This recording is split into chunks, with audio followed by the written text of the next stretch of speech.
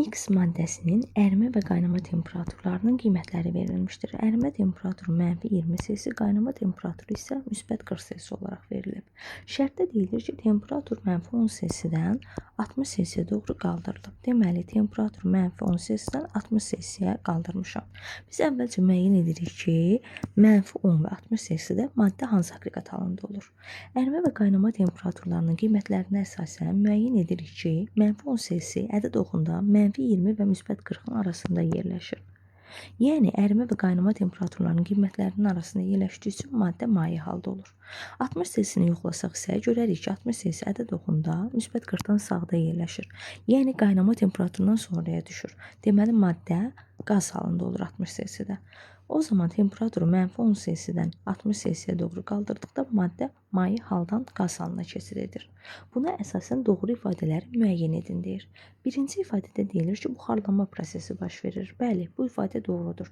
Çünki maye haldan qaz halına çevrilmə prosesi buxarlanma və yaxud qaynama adlanır.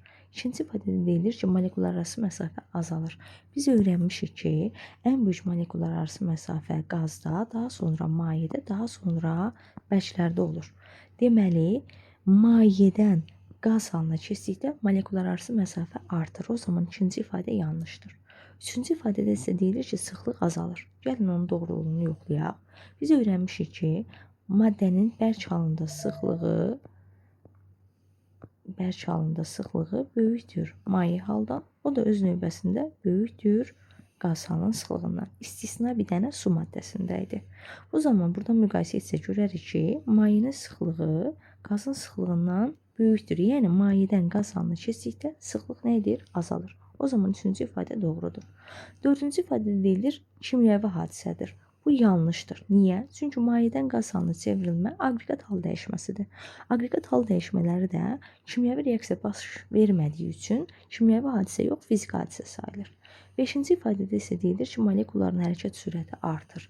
Biz bilirik ki, harda molekular arası məsafə böyükdürsə, molekular orada daha sürətli, daha xaotik hərəkət edir.